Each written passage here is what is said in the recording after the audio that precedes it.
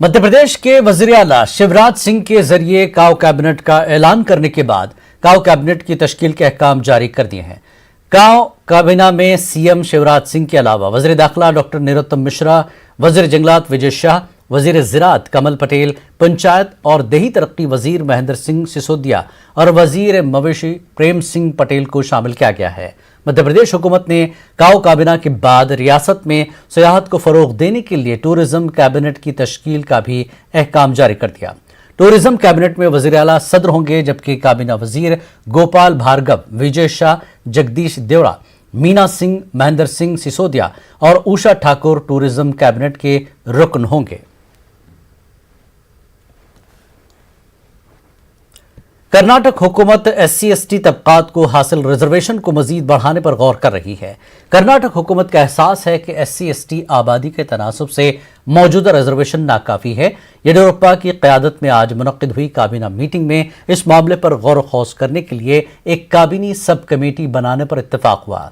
काबीनी sub committee मुख्तलिफ पहलुओं का जायजा लेगी। जस्टिस नागमोहन दास कमेटी ने हाल ही में SC तबके को हासिल 3% रिजर्वेशन को बढ़ाकर 5% करने और ST तबके के 15% रिजर्वेशन को बढ़ाकर 17% करने की सिफारिश की है। इसके अलावा ST तबके को हासिल 15% रिजर्वेशन में 7.5% रिजर्वेशन वाल्मीकि समाज को मुख्तस करने की आवाजें भी उठ रही हैं।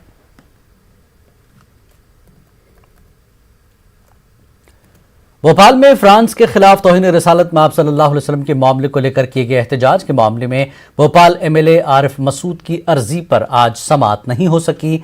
जबलपुर हाईकोर्ट में पेशगी जमानत अर्जी पर आज समाअत होना थी, मगर अदालत ने इसे 20 नवंबर के लिए टाल दिया। अब भोपाल MLA आरिफ मसूद की पेशगी जमानत अर्जी पर 20 नवंबर को जबलपुर हाईकोर्ट में समाअत होगी। वाज़ेह के भोपाल में किए गए एहतजाज में इश्तियाल अंगेज तकरीर करने और मजहबी जज्बात भड़काने को लेकर भोपाल पुलिस थाना तुलिया में आरिफ मसूद समेत 6 दीगर लोगों के खिलाफ IPC की दफा 153A के तहत मामला दर्ज किया गया था। इस मामले में भोपाल जिला अदालत से आरिफ मसूद को छोड़कर बाकी 6 लोगों की जमानत हो चुकी है, जबकि आरिफ मसूद की पेशगी जमानत अर्जी को भोपाल स्पेशल कोर्ट खारिज कर चुकी है। लंबा गैप था त्यौहार की वजह से, 10 दिन की छुट्टी थी, तो कुछ ऐसी व्यवस्था बनी कि जो 18 तारीख की बेलें थीं या डेट्स थी वो 20 के लिए एडजर्न हो गई हैं। तो अब जो उनकी बेल है वो 20 तारीख के लिए फिक्स हो गई है माननीय उच्च न्यायालय में।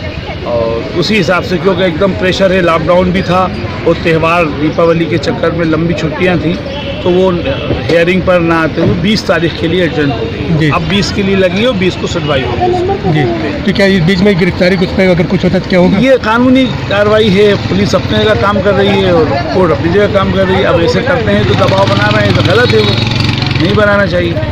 लेकिन अब पुलिस अपना काम कर रही है और कोर्ट अपना काम कर रही है। कोर्ट में पेंडिंग है उनका आवेदन, तो उनको समझना चाहिए पुलिस को। कर्नाटक में उर्दू जबान के साथ नाइंसाफी हो रही है। 1.5 साल गुजर चुका है, लेकिन रियासत में अब तक उर्दू अकेडमी की तश्कील नहीं हुई है। बेंगलुरु में बज़्म शाहीन के सदर हाफिज मोहम्मद इकराम उर्फ बाबाजी ने यह बात कही।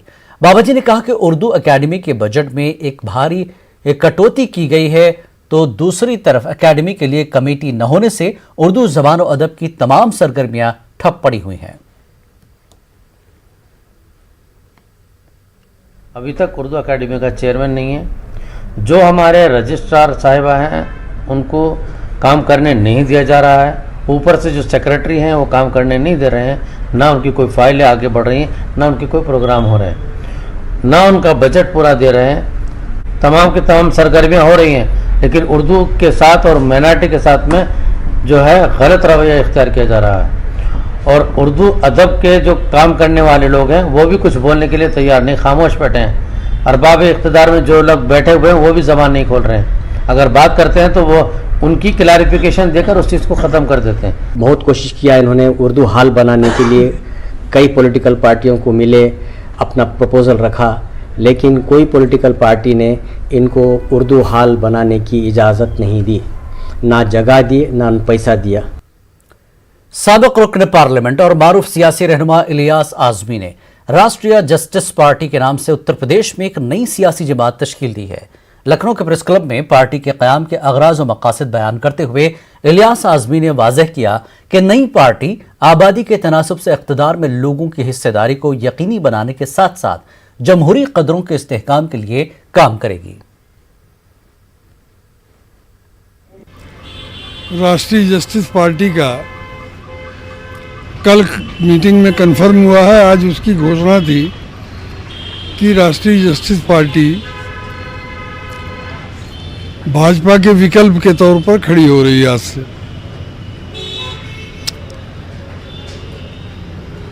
जिसका मकसद देश के सभी तबकों को उनकी आबादी के तनासुब से राष्ट्रीय धन और सत्ता में भागीदारी दिलाना, बाप दादा की बनाई हुई जायदादों को बिकने से रोकना और देश में सही मानों में लोकतंत्र कायम करना है।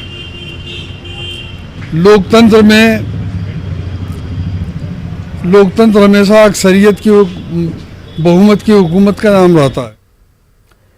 हज 2021 के लिए ऑनलाइन दरख्वास्तें दाखिल करने का सिलसिला जारी है।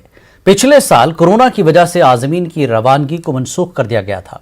इसके बाद यह उम्मीद की जा रही थी कि जो लोग पिछले साल नहीं जा सके वो और इस साल नए ख्वाहिशमंद इस तरह कसीर तादाद में दरख्वास्तें दाखिल होंगी, लेकिन अमली तौर पर ऐसा नहीं नजर आ रहा।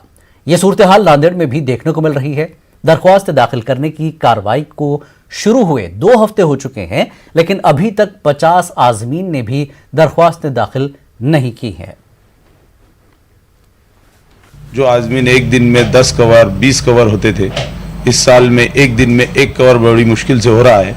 तो हज कमेटी की जो गाइडलाइन आई है उसके अंदर कोई चीज़ मुत्तफ़िक़ तरीक़े से दिखाई नहीं गई है कि भाई हाजी का जो खर्चे का मामूल है 3,75,000 रुपये से लेके 5,25,000 रुपये के बीच में बताया जा रहा है, जो कि वो कंफर्म नहीं है। इसलिए हाजी फॉर्म भरने के लिए रुक रहा है। इस साल की हालत ये है कि अभी तक हमारे पास 15-20 दिन हो गए चालू हो गए फॉर्म, और 40 फॉर्म नहीं भर सके हम लोग अभी तक। इतना फ़र्क पड़ गया है। हाँ, रकम के अंदर अभी फ़िलहाल लास्ट टाइम 2.5 लाख था, लेकिन अभी 3,70,000 बता रहे हैं, वो भी कंफर्म नहीं है और उससे ज़्यादा भी लग सकता है। ये हाजियों को इत्तला दी जाइए, ऐसा कहा गया है, और आगे के चांसेस बहुत ज़्यादा है कि और बढ़ सकते हैं।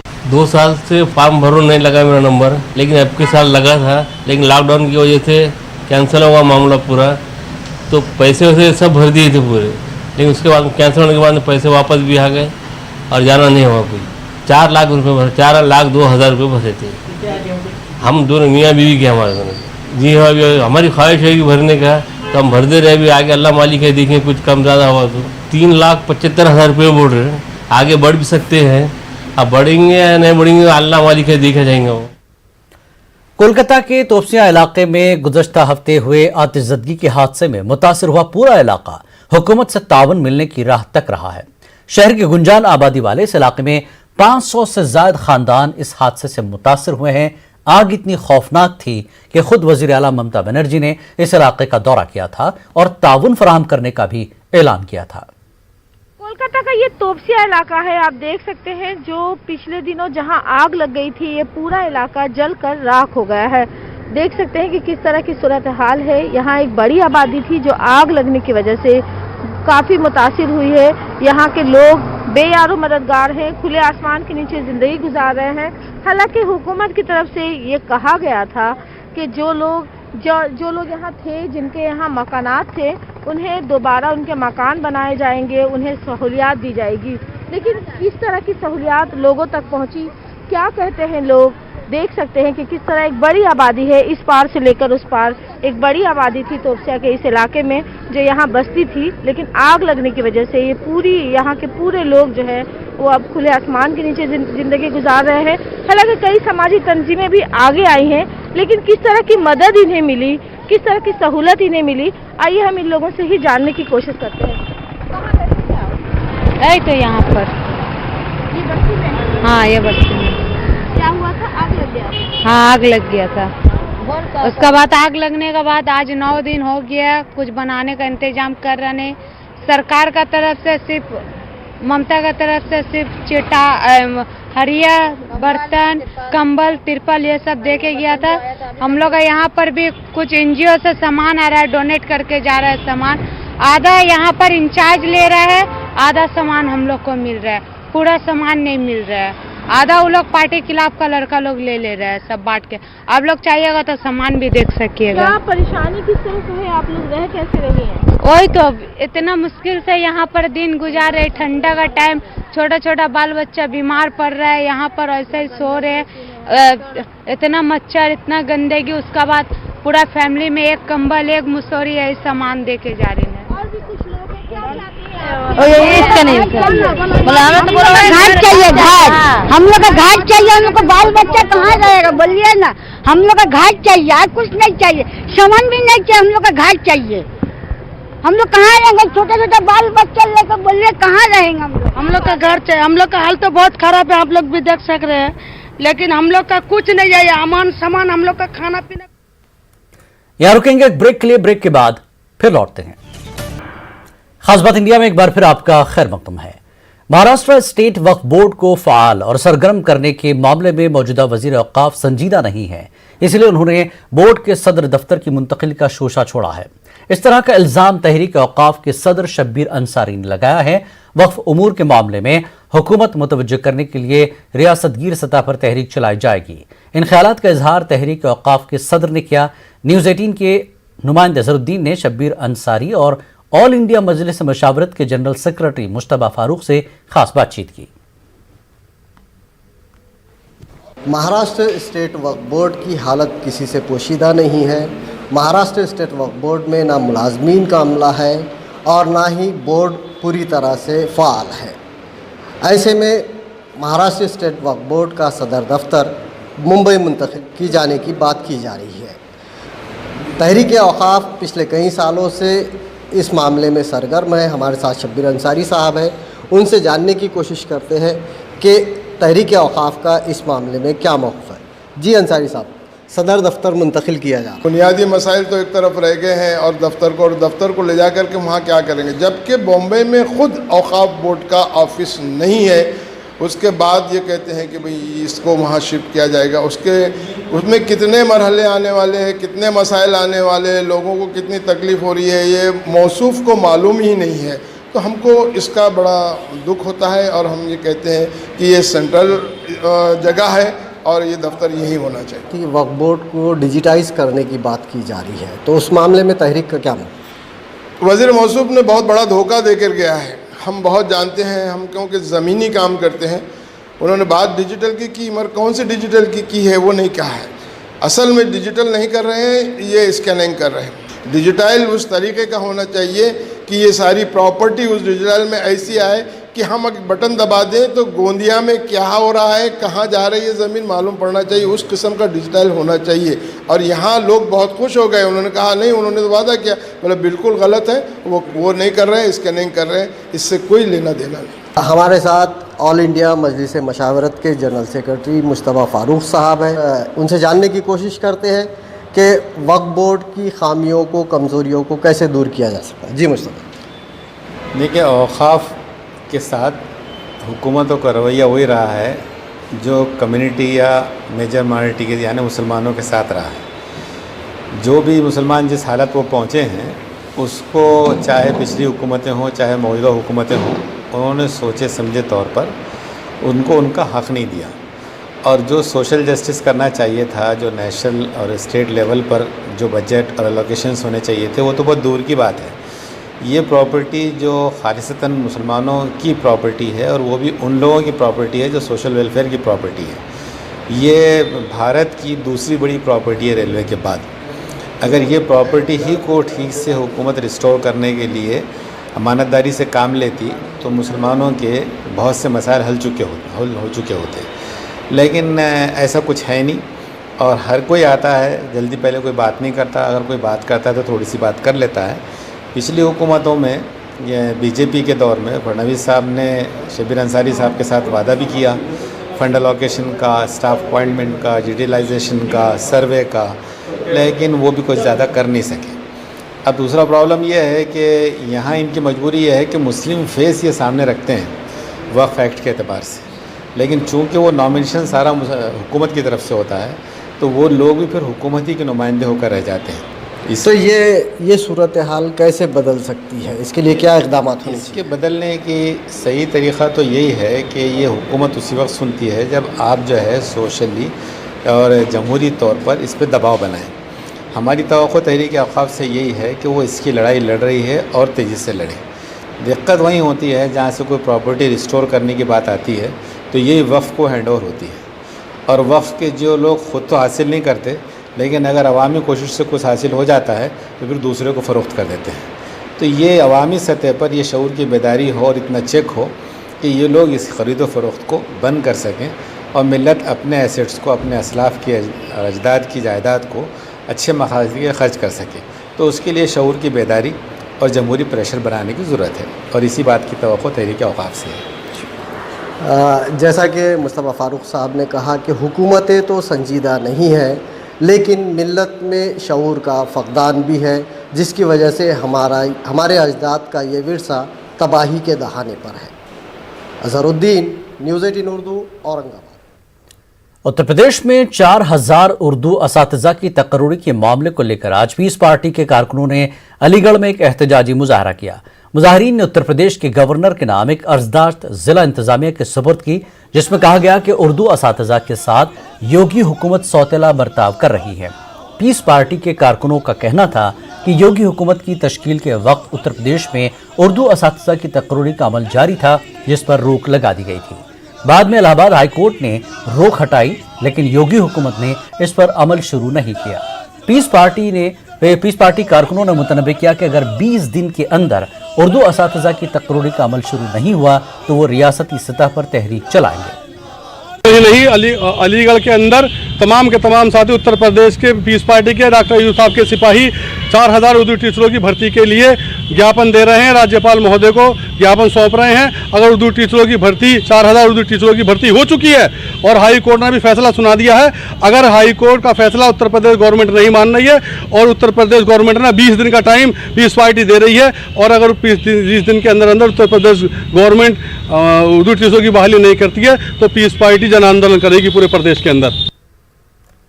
اکورا میں کانگریس نے خستہ حال سڑکوں کے خلاف جم کر احتجاج کیا۔ میونسپل کارپوریشن کے اپوزیشن لیڈر ساجد خان پٹھان کی قیادت میں ہوئے اس احتجاج سے شہر کے تیلی پورہ چوک پر ٹریفک جام رہا، جس کے سبب عوام کو پریشانی کا سامنا بھی کرنا پڑا۔ کانگریس نے مطالبہ کیا کہ اگر میونسپل کارپوریشن پر برسر اقتدار بی جے پی نے جلد ہی سڑکوں کی بدحالی کو دور کرنے اور نئے راستوں کی تعمیر میں شفافیت نہیں لائی تو کانگریس کی جانب سے احتجاج کو مزید تیز کیا جائے گا۔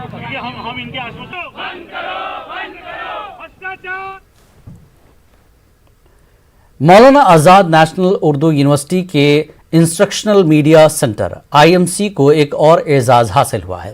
IMC کی تیار کردہ 2 مختصر دستاویزی فلموں کو 24 تا 27 نومبر منعقد ہوئے آن لائن 10ویں قومی science film festival of India کے لیے منتخب کیا گیا ہے۔ 10ویں قومی science film festival of India کا انعقاد وگیان پرسار، وزارت سائنس و ٹیکنالوجی، حکومت ہند اور Tripura state council for science and technology مشترکہ طور پر کر رہے ہیں۔ IMC کی تیار کردہ منتخب دستاویزی فلمیں الزہراوی اور سر CV رمن ہیں۔ ڈاکومنٹری الزہراوی اردو زبان میں بنائی گئی ہے، اس کے ڈائریکٹر عمر اعظمی ہیں، جبکہ اردو اور ہندی زبانوں میں بنائی گئی ڈاکومنٹری سر CV رمن کے ڈائریکٹر M محمد غوث ہیں۔ IMC کے ڈائریکٹر رضوان احمد نے اس انتخاب پر مسرت کا اظہار کرتے ہوئے کہا کہ IMC اور مانو کے لیے ایک انتہائی فخر کا لمحہ ہے کہ ہماری مختصر فلموں کا انتخاب بین الاقوامی سائنس فلم فیسٹیول کے لیے کیا گیا ہے۔ ماہ ربیع الثانی کے مہینے کو پیران پیر غوث العظم دستگیر سید عبدالقادر جیلانی رحمۃ اللہ علیہ کے مہینے سے بھی جانا جاتا ہے۔ اسی ماہ 11ویں شریف کا بھی اہتمام کیا جاتا ہے۔ اسی مناسبت سے گلبرگہ کے مضافات میں واقع حضرت محبوب سبحانی ثانی کی درگاہ شریف پر ایک بڑے جلسے کا انعقاد کیا گیا۔ سنی دعوت اسلامی کے امیر مولانا شاکر نوری اور دیگر علماء کرام نے اس جلسے سے خطاب کیا۔ اپنے خطاب میں مقررین نے غوث العظم کی عظمت اور ان کی تعلیمات پر روشنی ڈالی۔